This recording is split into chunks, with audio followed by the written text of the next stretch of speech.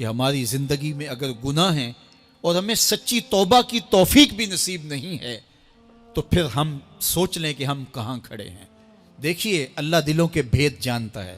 سچی توبہ یہ ہے کہ جو کیے پر ندامت ہو اور آئندہ نہ کرنے کا عزم مصمم ہو، پکا ارادہ ہو کہ یہ گناہ زندگی میں دوبارہ نہیں کروں گا۔ الگ بات ہے کہ پھر دوبارہ اس سے سرزد ہو جائے، لیکن جب وہ توبہ کر رہا ہو تو اس وقت اس کا پختہ عزم ہو اور اس کے دل کے کسی گوشے میں نہ ہو کہ چلو میں توبہ کر لیتا ہوں اور پھر ہو گیا تو پھر کر لوں گا۔ پکا عزم ہو کہ دوبارہ یہ گناہ نہیں کروں گا۔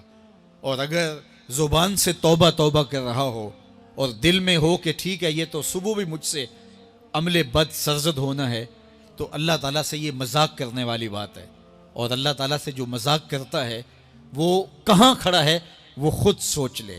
وہ کیا کسی نے کہا تھا کہ توبہ کی پھر توبہ کی پھر توبہ کر کے توڑ دی، میری اس توبہ پہ توبہ توبہ توبہ کر اٹھی۔ تو ایسی توبہ نہیں ہے کہ جو رسماً کسی مجلس میں چلے گئے، کسی اجتماع میں چلے گئے تو سب لوگوں نے توبہ توبہ کی تو وہ بھی توبہ توبہ کرتا رہا، لیکن اس کا عزم مصمم پختہ ارادہ نہیں تھا گناہوں کو چھوڑنے کا، تو یہ توبہ نہیں، یہ مذاق ہے۔ اس لیے اللہ کے حضور سچی توبہ یہ ہے کہ ما قبل کے گناہوں سے ندامت پیدا ہو جائے اور سچے دل سے ارادہ کیا جائے، پختہ عزم کیا جائے کہ دوبارہ میں یہ گناہ نہیں کروں گا۔ یہ الگ بات ہے کچھ عرصے بعد اس سے پھر سرزد ہو جائے، پھر وہ گناہ ہو جائے تو پھر وہ پکی توبہ کرے، تو 100 بار بھی گناہ کرے گا، 100 بار بھی توبہ کرے گا، اللہ 100 بار قبول کرے گا۔ لیکن اندت توبہ اس کا عزم مصمم ہونا چاہیے، اس کا عزم پختہ ہونا چاہیے۔ محض لفظوں سے توبہ توبہ پکارنا اور دل توبہ نہ کر رہا ہو اور دل عزم مصمم نہ رکھتا ہو تو یہ توبہ نہیں ہے۔ تو صاحب اللہ نے حضرت انسان کے سینے میں جذبات کا ایک جہاں آباد کیا ہے، شیطان کو بھی انسان کے پیچھے لگا دیا اس کی آزمائش کے لیے، اس کے امتحان کے لیے۔ نفس بھی اس کے اندر موجود ہے، اور دوسری جانب اس کو گناہوں سے منع بھی کیا اور نیکی کی تلقین بھی کی۔ اب کتنی مشکل زندگی ہے حضرت انسان کی، آئی جان شکنجے اندر جویں ویلنے دے وچ گنا، کتنی مشکل زندگی ہے۔ خواہشیں ہیں کہ آوارہ ہیں، آرزویں ہیں کہ بے قابو ہیں، اور دوسری جانب اللہ کا حکم ہے۔ اب کیا کرے؟ تو گناہ کرنے کے بعد پھر اللہ کے حضور توبہ کر لے، جو ممکن ہو وہ نیکی کرے اور گناہ سے مقدور بچنے کی کوشش کرے، لیکن بشری تقاضوں کے تحت اگر اس سے گناہ کبھی سرزد ہو جائے تو اس پر اکڑے نہ اور اس پہ مصر نہ رہے، اس پہ اصرار نہ کرے، بلکہ فوراً اللہ کے حضور توبہ کرے۔ گناہ کرنے کے بعد بندہ جب توبہ کرتا ہے، التائب من الذنب کمن لا ذنب لہ، تو وہ ایسے ہوتا ہے جس طرح اس نے گناہ کیا ہوا ہی نہیں۔ بندہ 100 بار گناہ کر کے توبہ کرے، اللہ 100 بار معاف فرما دیتا۔ وہ کریم ہے، 70 ماؤں سے زیادہ پیار کرتا ہے۔ تو بندے اس کی دہلیز پہ جب توبہ کرتے ہیں، رجوع کرتے ہیں اور اس سے معافی مانگتے ہیں، تو وہ یہ نہیں دیکھتا کہ یہ گناہ گار کتنا بڑا ہے، وہ یہ دیکھتا ہے کہ یہ میری دہلیز پہ آیا ہے اور اس کے ما قبل کے سارے گناہ معاف بھی کرتا ہے، بلکہ گناہوں کو بدل کے نیکیوں میں بھی تبدیل کر دیتا ہے۔ آئیے اب قرآن مجید میں ان لوگوں کی کہانی بھی پڑھیے جو اپنی زندگی کو اپنے مالک کے نام لگا چکے ہیں، اور ان سے اگر کوئی معاملہ سرزد ہو جاتا ہے تو وہ کس قدر اللہ سے ڈرتے ہیں۔ والذین یؤتون ما آتوا وقلوبہم وجلہ انہم الی ربہم راجعون۔ فرمایا کہ وہ لوگ جب ان سے کوئی خطا سرزد ہو جاتی ہے، کوئی گناہ ہو جاتا ہے، تو ان کے دل لرز جاتے ہیں، خوف خدا سے وہ کانپنے لگ جاتے ہیں۔ انہم الی ربہم راجعون، تو وہ اپنے رب کی طرف رجوع کرنے والے ہوتے ہیں۔ اگر ان سے کبھی کوئی گناہ سرزد ہو جائے، ان سے کوئی غلطی سرزد ہو جائے، تو پھر اس پہ ضد نہیں کرتے، اس پر مصر نہیں ہو جاتے، اس پر حجتیں اور دلیلیں نہیں لاتے، بلکہ وہ کیا کرتے ہیں، فوراً اللہ کے حضور رجوع کرتے ہیں اور معافی مانگتے ہیں۔ اور اللہ کو یہ بہت پسند ہے کہ کوئی مجھ سے معافی مانگے، اور اللہ انہیں معاف کر دیتا ہے۔ اللہ اکبر۔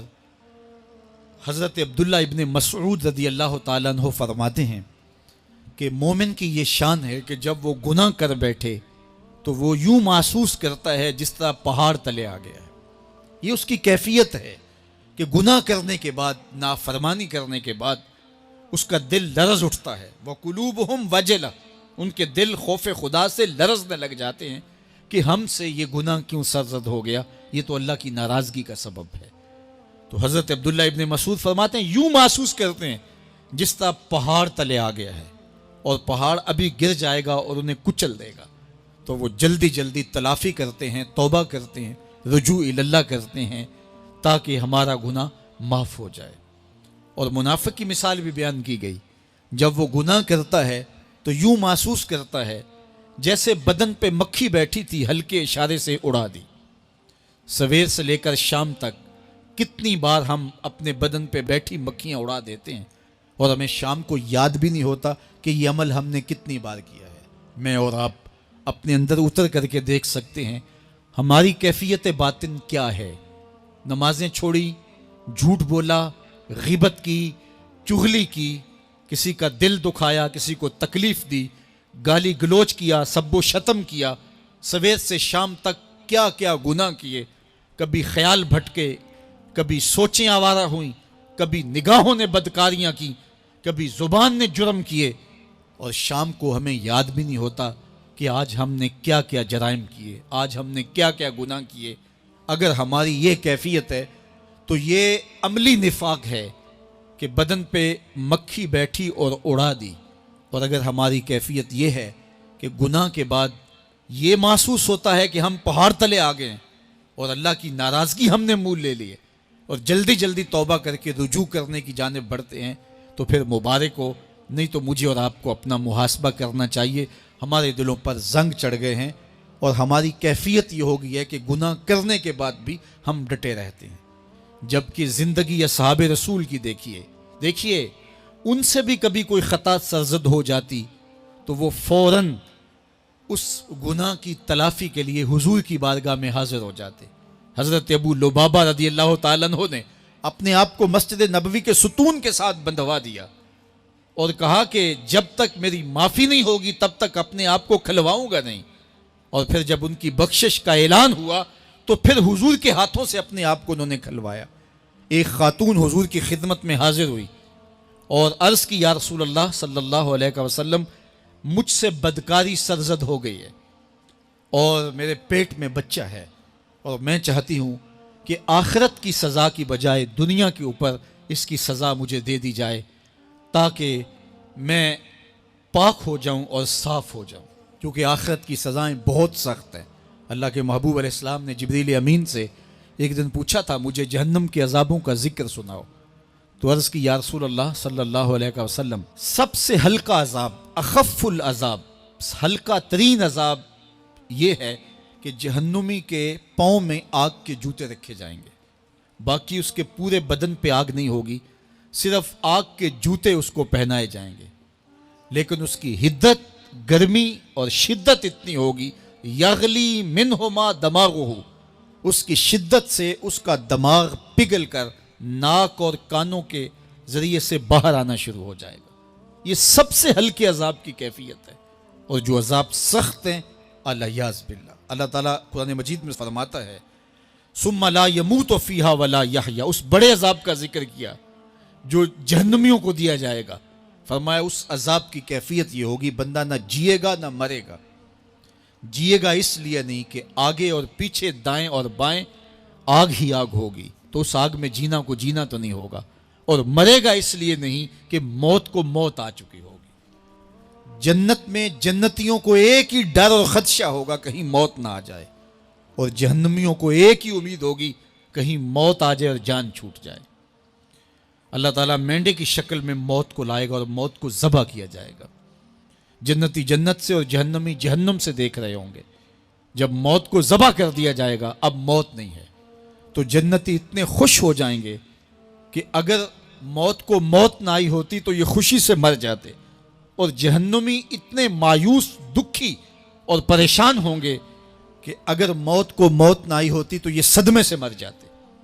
تو وہ کتنا سخت عذاب ہوگا الیاذ باللہ کے ہلکے ترین عذاب کی کیفیت یہ ہے کہ پاؤں میں آگ کا جوتا اور دماغ پگھل کے ناک اور کانوں کے راستے سے باہر آ جائے۔ تو اس نے عرض کی یا رسول اللہ صلی اللہ علیہ وسلم میرے اوپر حد جاری کر دیجئے، اور اس نے کہا کہ میرے پیٹ میں جو ہے وہ بچہ ہے۔ اللہ کے محبوب علیہ السلام نے فرمایا جاؤ جب بچہ پیدا ہو تو پھر آنا۔ وہ چلی گئی، تو جب بچہ پیدا ہوا تو گود میں اٹھائے پھر حضور کی خدمت میں حاضر ہوئی اور عرض کی یا رسول اللہ یہ ہے بچہ جو میں نے گناہ کیا تھا، بدکاری کی تھی، آج یہ اس کی نشانی ہے۔ تو اللہ کے محبوب علیہ السلام نے فرمایا کہ اسے لے جاؤ اور اسے دودھ پلاؤ، اور جب یہ کچھ کھانے پینے لگ جائے گا تو پھر آنا۔ تو تھوڑی دیر کے بعد، کچھ دنوں کے بعد وہ دوبارہ حاضر ہوئی اور اس نے اس بچے کے ہاتھ میں روٹی کا ٹکڑا دیا ہوا تھا اور عرض کی یا رسول اللہ دیکھ لیجئے اب یہ روٹی کھانے لگ گیا ہے۔ اللہ اکبر۔ تو اللہ کے محبوب نے فرمایا انہیں لے جاؤ اور جا کے انہیں سنگسار کر دو۔ اس کی یہ حد بنتی تھی، اس کو سنگسار کیا اور اس نے خود یہ سزا اپنے لیے قبول کی۔ مائز ابن مالک اسلمی عرض کی یا رسول اللہ طہرنی، مجھے پاک کر دیجئے۔ میرے حضور نے فرمایا جاؤ اللہ سے معافی مانگو۔ وہ گئے اور معافی مانگی، بے چینی اتنی تھی، پھر آ گئے اور عرض کی طہرنی یا رسول اللہ، حضور مجھے پاک کر دیجئے۔ فرمایا جاؤ اللہ سے معافی مانگو۔ وہ گئے، معافی مانگی، پھر پلٹ آئے، تیسری مرتبہ، چوتھی مرتبہ۔ آقا کریم نے فرمایا فیما اطہرک، تمہیں کہا اللہ سے معافی مانگو، کریم ہے معاف کر دے گا، تم پھر پلٹ آتے ہو، تمہیں کس جرم سے پاک کروں؟ قال من الزنا، عرض کی مجھ سے بدکاری ہو گئی ہے اور میں چاہتا ہوں کہ دنیا پر فارغ ہو جاؤں۔ حضور نے فرمایا کہ اس کا توازن عقلی تو ٹھیک ہے۔ عرض کی حضور صحیح الحواس ہے۔ کہا کہ یہ نشے میں تو نہیں کہہ رہا، کسی نے اٹھ کے منہ سونگا؟ کہا حضور ایسی بات بھی نہیں ہے۔ فرمایا تم سوچ لو کیا کہہ رہے ہو؟ کہا حضور جو میں کہہ رہا ہوں وہ سچ کہہ رہا ہوں، مجھ سے گناہ سرزد ہو گیا اور میں چاہتا ہوں کہ دنیا پر ہی فارغ ہو جاؤں۔ اللہ کے محبوب علیہ السلام نے فرمایا کہ انہیں سنگسار کر دو۔ مائز ابن مالک اسلمی کو سنگسار کر دیا گیا۔ جب ان کا جنازہ اٹھا تو حضور بھی جنازے کے جلوس میں تھے۔ کسی کی زبان سے نکلا لو مائز نے گناہ کیا تھا، بس یہ بات سننے کی دیر تھی، اللہ کے محبوب کے چہرے پہ جلال آ گیا۔ فرمایا خبردار اگر کسی نے میرے مائز پہ بات کی، میرے مائز نے ایسی سچی توبہ کی ہے اگر روئے زمین کے تمام مسلمانوں میں بانٹ دی جائے لکفاہم، سب کی مغفرت ہو جائے، کہ انہوں نے اپنے آپ کو خود پیش کیا ہے۔ اب مائز ابن مالک کا جنازہ اللہ کے رسول نے خود پڑھایا، بلکہ مسلم کتاب الحدود میں ہے کہ ان کے جنازے کے دوسرے دن یا تیسرے دن حضور ان کے ہاں تشریف لے گئے، اور جب آقا گئے وہم جلوسن، تو لوگ وہاں بیٹھے ہوئے تھے، تو میرے آقا نے فرمایا استغفروا لمائز، مائز کے لیے بخشش اور مغفرت کی دعا کرو۔ تو یہ بات ذہن نشین کیجئے کہ یہ وہ لوگ تھے کہ جن سے کبھی کوئی گناہ سرزد ہو جاتا تو وہ جلد توبہ کرتے، اور اس کی بڑی سے بڑی حد اور سزا بھی ہوتی تو وہ بھی کاٹنے کے لیے تیار ہو جاتے۔